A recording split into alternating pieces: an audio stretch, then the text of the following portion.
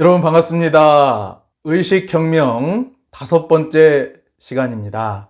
제가 전번 시간에 1강부터 5강까지는 꼭 들으시면 좋겠다 이렇게 말씀을 드렸는데요. 의식혁명에 꼭 알아야 될 핵심적인 내용을 1강부터 5강까지 나눠서 설명을 드리고 있습니다. 이 영상을 보시는 분들의 의식에 큰 도약이 있으시기를 진심으로 염원하면서 오늘은 어떻게 하면 의식 수준을 높일 것인가? 어떻게 하면 의식 레벨을 높일 것인가?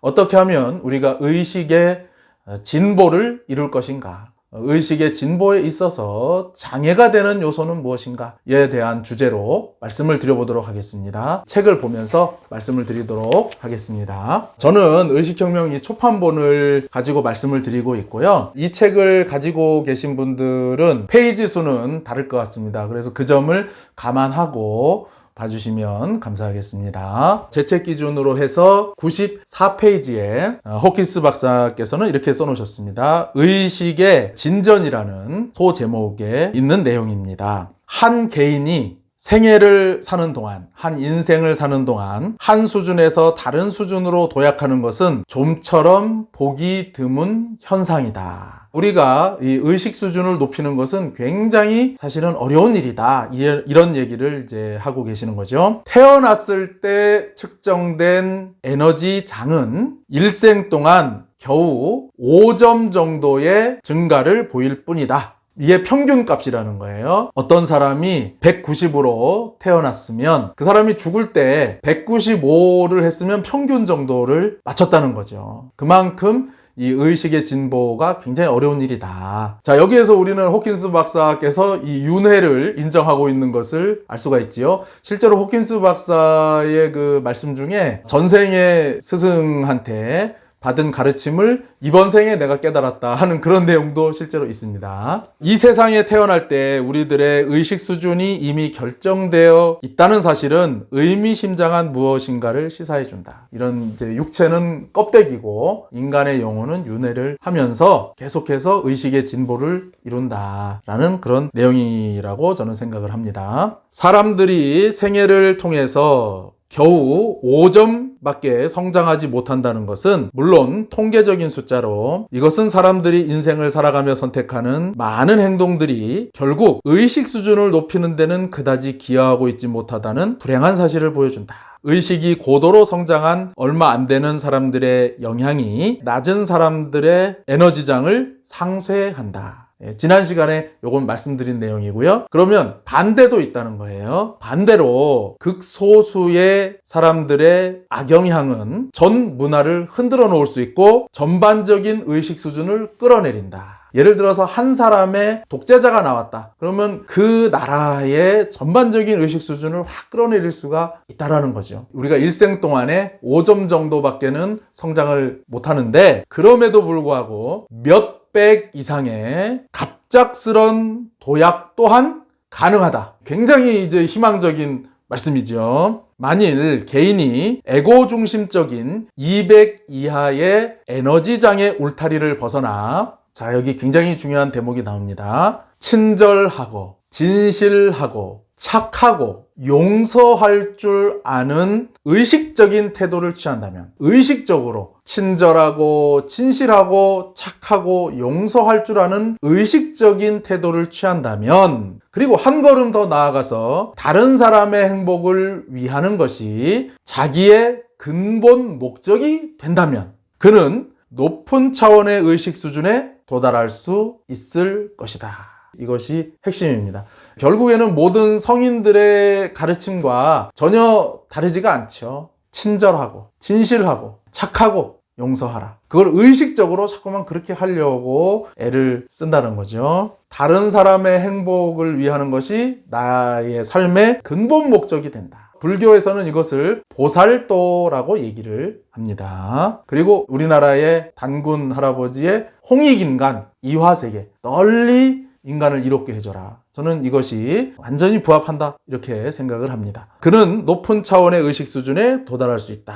적어도 이론상으로는 그렇다. 하지만 실제로는 굉장한 의지력이 요구되는 것이 사실이다. 그래서 이것을 옛날부터 수행이라고 한 것 같아요. 정도의 차이는 있지만 어느 정도의 인내라고 할까요? 어느 정도의 고행, 그런 요소들이 있는 것이 바로 그 때문이 아닐까 생각을 합니다. 평생에 걸쳐서도 한 에너지장에서 다른 에너지장으로 이동하는 것이 흔한 일은 아니지만, 높은 의식 수준으로 도약하는 것이 흔한 일은 아니지만 기회가 없는 것은 아니다. 그러기 위해서는 무엇보다도 잠재력이 활성화되어야 한다. 잠재력과 만나고 그 잠재력이 그 사람의 인생길에 영향을 끼치지 않고서는 진보를 기대하기 어렵다. 내면의 힘이라고 하죠. 그것을 끝까지 믿어야 되고 그것을 체험하는 것이 중요하다라는 거죠. 221페이지에는 재미난 대목도 있는데요. 베트남 전쟁 이후 미국인들의 의식 수준은 떨어졌다. 개인의 의식도 올라갔다 내려갔다 이렇게 하게 되고, 집단 의식도 올라갔다 내려갔다가 가능한 겁니다. 그래서 지난 시간에도 말씀드렸지만 우리나라의 이 의식 수준이 1999년 당시에 310인데, 만약에, 이게 만약입니다. 정말로 일어나면 안 되지만 전쟁이 났다든지 일이 일어나면은 순식간에 200 이하로도 사실은 될 수 있다는 거죠. 호킨스 박사는 베트남 전쟁 이후에 미국 사람들의 이 집단 의식이 실제로 떨어졌다, 이렇게 얘기를 하고 있습니다. 248페이지인데요. 영혼의 투쟁이라는 장이 있습니다. 자, 의식을 성장시키려고 하면 어떻게 해야 되는가를 설명하고 있으신 것 같아요. 깨달음을 추구하는 것은 가장 강력한 끌개 패턴의 동승을 추구하는 일이다. 저 첫 룩스의 내가 동승을 추구하는 일이다. 그 열쇠는 다시 말하자면 의지이며, 이는 끊임없이 반복되는 선택의 행위이다. 끊임없이 내가 고통이 있더라도, 어떤 좌절을 하더라도, 실망을 하더라도 끊임없이 그 길을 내가 가고자 하는 의지다. 모든 영적 단체들은 개인의 알매 향상을 위한 처음의 쐐기는 기꺼이 하는 마음이라고 말한다.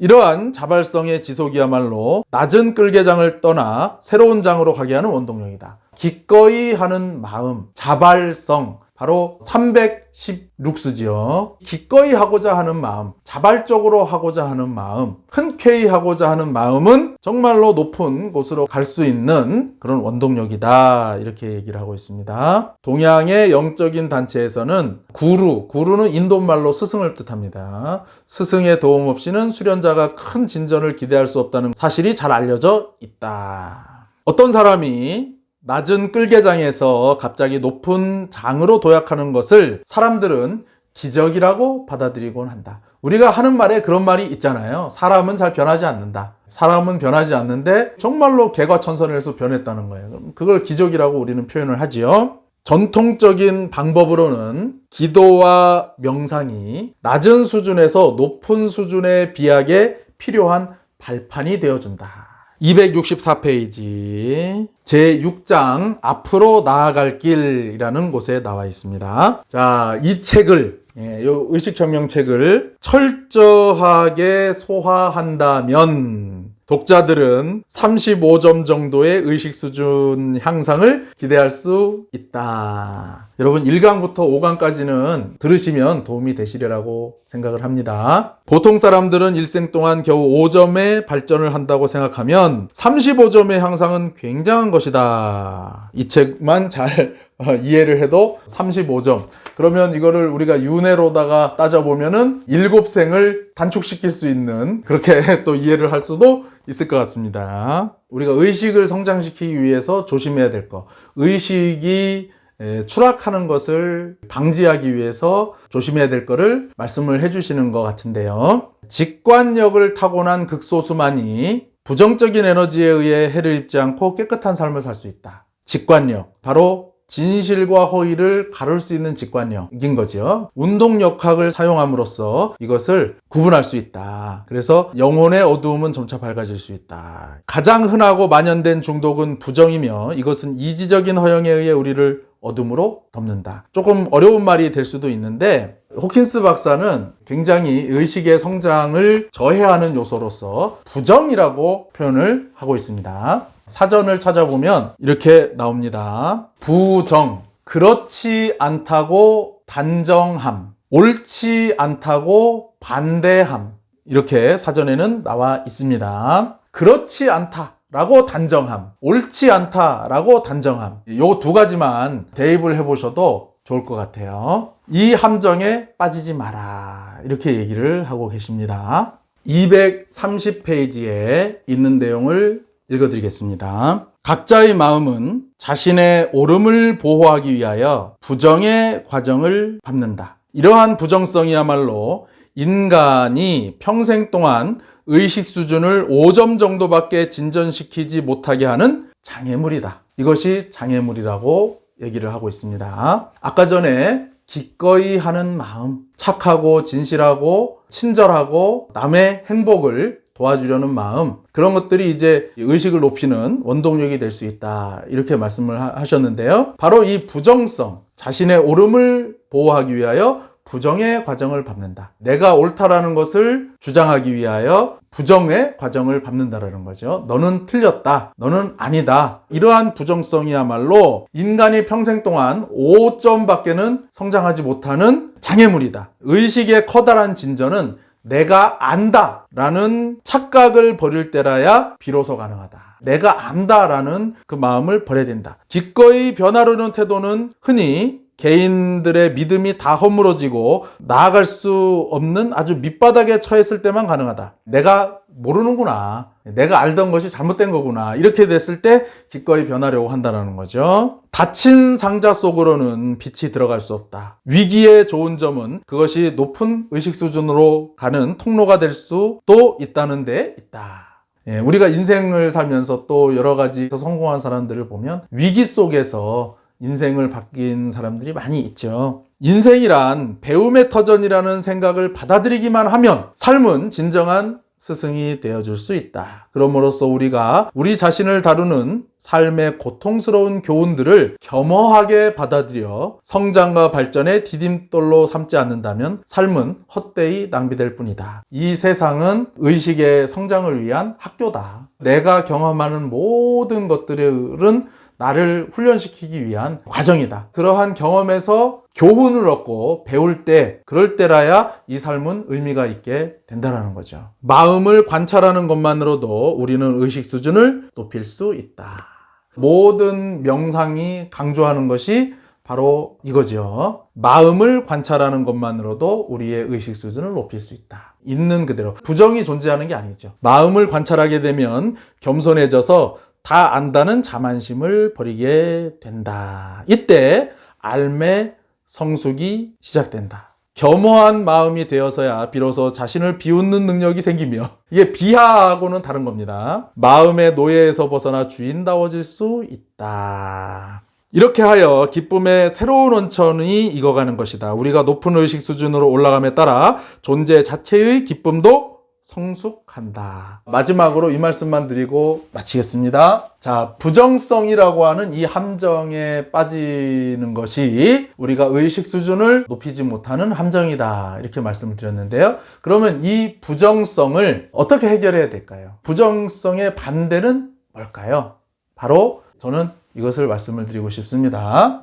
허용. 나의 옳음을 증명하기 위해, 주장하기 위해서 우리는 부정을 하죠. 이 부정이 나의 이 보호막을 만들고 닫힌 상자를 만드는 거죠. 닫힌 상자에는 빛이 들어올 수 없다. 이 닫힌 상자에 구멍을 내주는 것이 우리가 살면서 겪는 어떠한 위기죠, 사실은. 그런데 부정적인 그런 태도가 아니라 허용하는 태도, 정말로 내가 허용을 못할 것 같은 그런 것이라도 허용하는 그런 태도를 가진다면은 그 사람의 의식을 성장시키는 큰 장애물이 사라지지 않겠는가, 그 말씀을 하시고 계시다, 이렇게 저는 바라봅니다. 자, 오늘은 여기까지 말씀을 드리고요. 다음 시간부터는 의식혁명뿐만 아니라 나의 눈, 그리고 호모 스피리투스 읽으면서 강하게 와닿았다든지 소개를 해드리고 싶다든지 이런 내용들을 위주로 해서 무작위로 말씀을 드리도록 그렇게 하겠습니다.